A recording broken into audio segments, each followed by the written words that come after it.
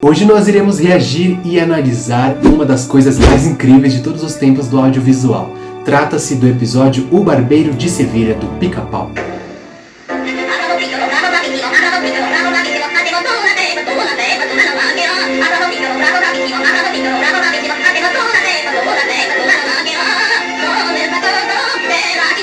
Esse episódio foi lançado em 1944, então nos anos 40 já tinha muito estúdio por aí dando um pau e muito estúdio dos dias atuais. E o fato de ser tão antigo esse episódio torna tudo mais incrível ainda, porque eles animavam com muita escassez de recurso e mesmo assim conseguiam fazer animações super fluidas e cheias de detalhes. Do ponto de vista de um animador 2D, esse episódio de Pica-Pau oferece vários aspectos interessantes, tanto em termos de animação, quanto de narrativa visual e cenário e tudo mais. Então eu vou destacar aqui alguns pontos muito interessantes dessa cena maravilhosa, que pra mim entra facilmente no top 10 melhores e maiores cenas de animações de todos os tempos. Senhoras e senhores, eu sou Paulo Galdino, vocês estão no Galdino Toon, solta a vinheta.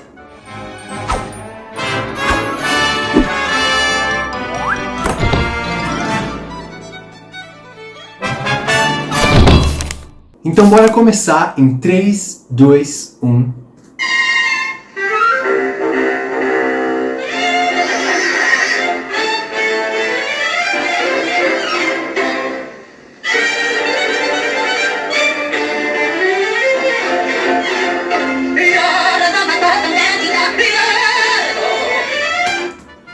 Vamos fazer a nossa primeira pausa aqui, eu tenho muita coisa para comentar. Vamos começar falando de disposição de cena e composição. A cena usa um fundo simples com um degradê de azul, o que mantém o foco nos personagens. Essa técnica de design é usada até hoje. A última vez que eu vi sendo usado de forma muito boa foi no pôster principal do filme Deadpool e Wolverine. Repare como o fundo é simples, e isso deixa a gente bem focado nos personagens centrais. O enquadramento está equilibrado, com o cliente posicionado à direita e o Pica-Pau à esquerda, criando um tipo de contraste visual entre o relaxamento do cliente e a ação frenética do Pica-Pau. Também podemos analisar a linha de ação do Pica-Pau. Linha de ação nada mais é do que uma linha imaginária que traça o movimento do corpo do personagem de um modo simplificado e geralmente bem intenso. Se você planeja seus desenhos usando como base essa linha, é uma excelente técnica para você atingir a meta desejada. Dessa maneira você pode aumentar o efeito dramático de suas poses. E olha só como o Pica-Pau tá numa pose exagerada. Ele tá curvando o corpo dele quase no ângulo de 90 graus. A linha de ação dele segue uma grande curva, indicando movimento extremo e reforçando a comédia slapstick, que é um estilo de humor que se baseia em atividade física exagerada, né? E que pode incluir violência por acidente ou até mesmo intencional, que é uma coisa que os desenhos de antigamente tinham bastante. Inclusive, a gente vai falar muito sobre isso nesse episódio. O uso das pernas esticadas e a cabeça para trás ajudam a enfatizar a energia dessa cena. A silhueta dele é limpa e legível, sem elementos confusos sobrepondo partes importantes do design. É tudo muito simples e feito pra gente focar em toda essa animação. Já o cliente tem uma pose bem relaxada e descontraída, o que serve de contraponto para o movimento caótico do Pica-Pau. O contraste entre essas duas atitudes reforça o humor da cena. Sobre o design dos personagens, a gente pode falar bastante coisa também. O Pica-Pau, ele segue o design clássico da época, dos anos 40. O uso de cores vibrantes, como o vermelho do topete e o amarelo dos pés, criam pontos de interesse visuais.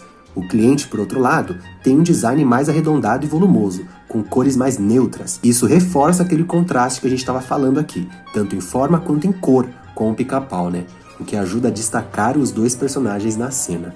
A gente também pode falar bastante sobre efeito e timing. A espuma voando pelo ar reforça o senso de movimento e caos que o Pica-Pau está fazendo nessa cena. Esse efeito da espuma mexendo também cria um rastro visual que guia o nosso olhar pelo frame, ajudando a vender o timing da ação. E a nossa conclusão é: essa cena é um belo exemplo de animação cartunesca clássica, com poses exageradas, contrastes bem trabalhados e uma composição de cena bastante eficiente. O humor vem do exagero e da interação entre um personagem hiperativo e outro que está relaxado. Além disso, a simplicidade do cenário mantém o foco total nos personagens e na ação. Estamos presenciando o auge do Pica-Pau. Bora continuar?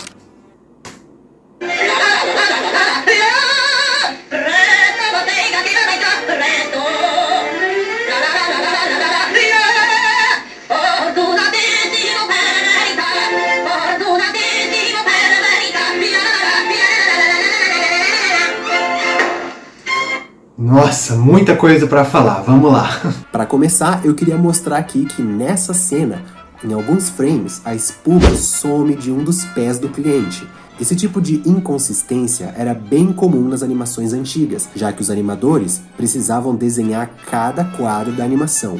Então era bem normal que os personagens ficassem bastante distorcidos, bastante esquisitos em alguns frames, a gente vai falar bastante disso inclusive aqui também. E também era comum alguns pequenos erros, né? E uma outra coisa que chama muita atenção nessa cena é quando o Pica-Pau bate no cliente. Repare como existe um buraco de movimentação entre esse frame e o frame seguinte. O nosso cérebro, ele cria a movimentação restante que o animador tirou de forma estratégica. E isso era uma coisa que as animações antigas faziam muito e muito bem. Porque se ele está se movimentando muito rápido, pode haver essa eliminação estratégica de frames. Isso vai aumentar muito a sensação de velocidade de impacto. Bora continuar.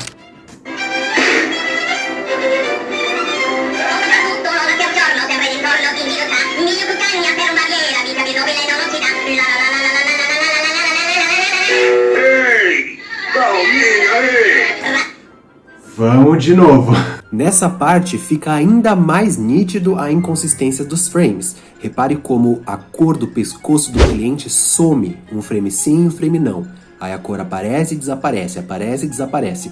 A mesma coisa acontece com o avental que ele está usando. A cor muda, um frame sim, um frame não, um frame sim, um frame não. Bora lá, 3, 2, 1...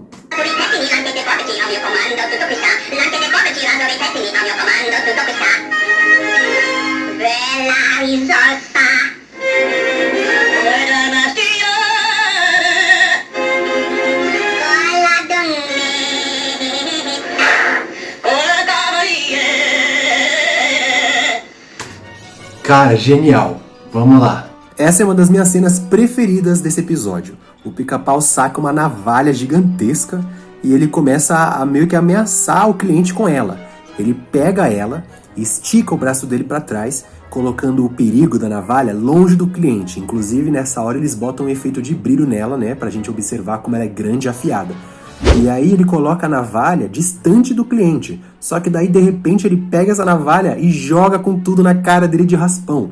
Essa quebra de expectativa faz a cena funcionar muito bem. Aliás, nesse momento, ele realmente corta a barba do cliente. Isso é muito engraçado, porque a aparência dele vai mudando conforme o episódio vai passando. Então, realmente, o Pica-Pau, ele faz o corte, faz a barba no cliente desse jeito dele mesmo. Caótico, perigoso e muito engraçado. Continuando.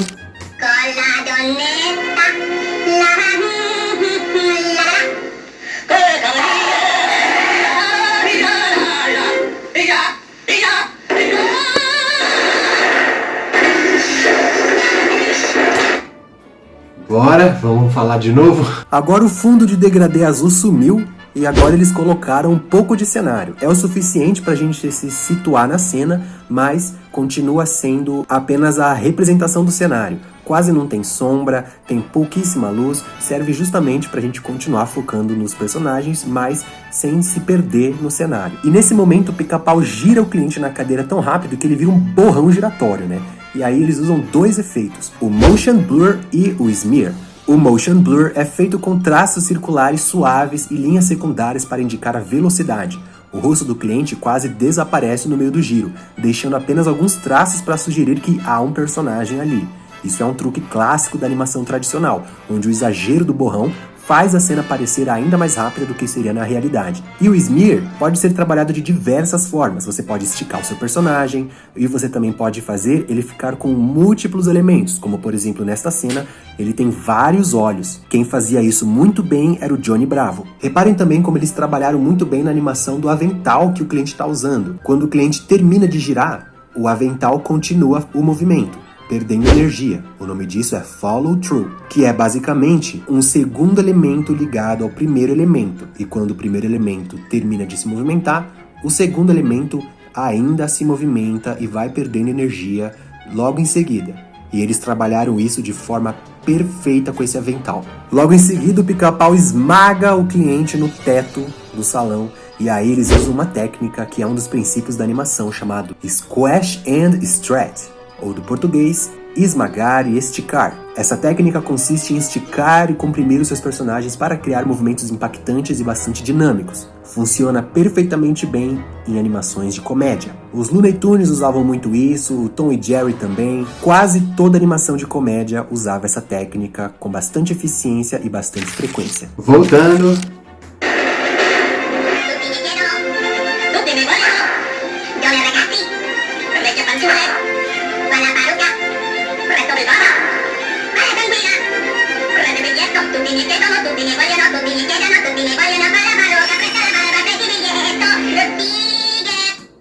Calma aí, preciso falar mais uma coisa. Reparem que nesta parte, o Pica-Pau e o cliente, eles teleportam, de lugar. Eles poderiam ter feito um tipo de efeito, mesmo que fosse o smear, ou que fosse um movimento bem rápido para mostrar a movimentação deles para mudar de lugar, mas não, eles preferiram simplesmente teleportar eles de local e isso não faz a menor diferença. Já aconteceu tanta informação visual que esse tipo de inconsistência simplesmente não tem peso nenhum. Voltando.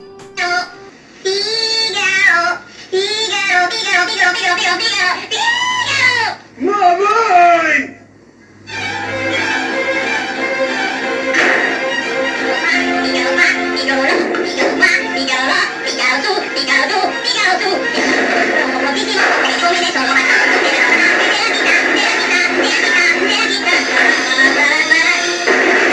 Meu pai amado, é tanta coisa!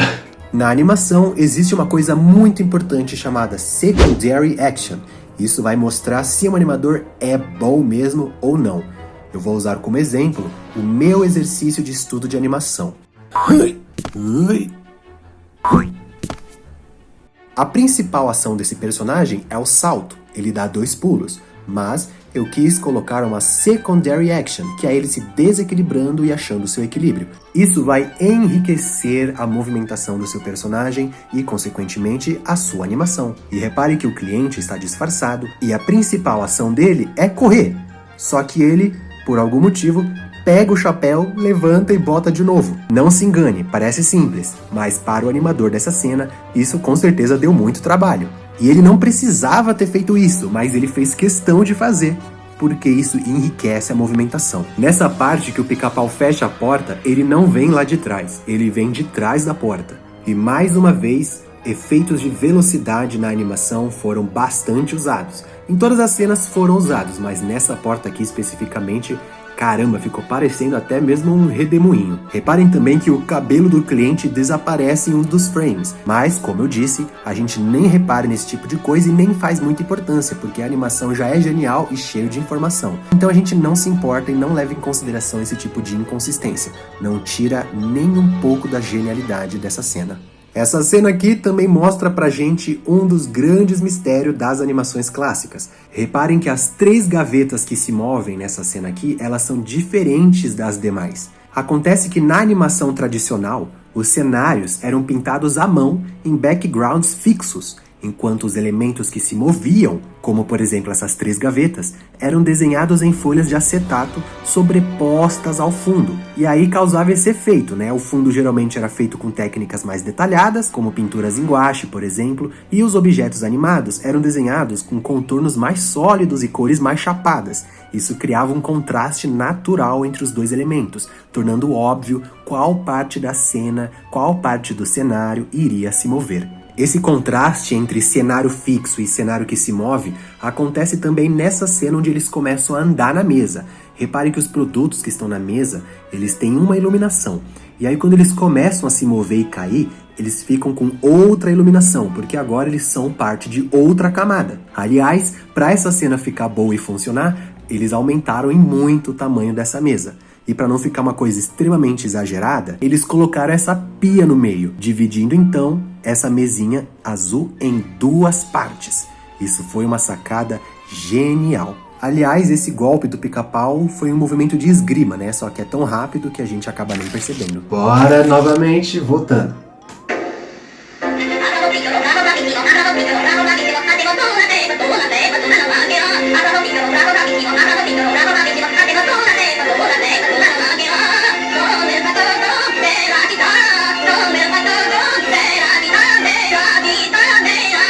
Chester, né?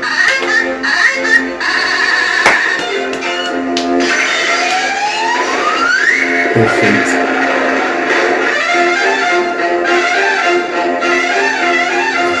Ó, tô arrepiado, cara. Isso é genial. Tenho muita coisa pra falar agora.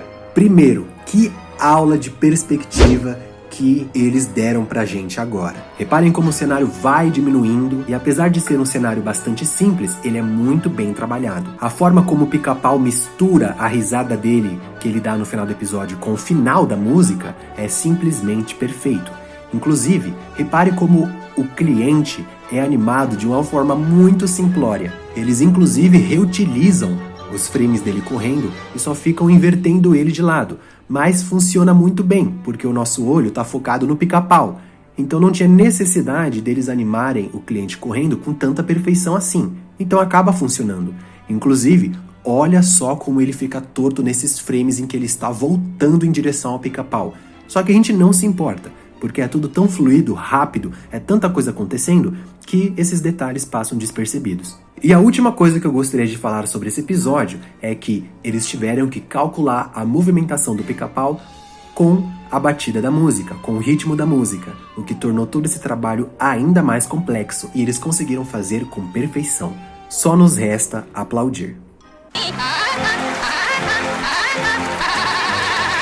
E essa foi a nossa análise do episódio mais querido do Pica-Pau. Eu espero que vocês tenham gostado e aprendido com isso. Eu sou Paulo Galdino, vocês estão no canal Galdino Toon e até a próxima.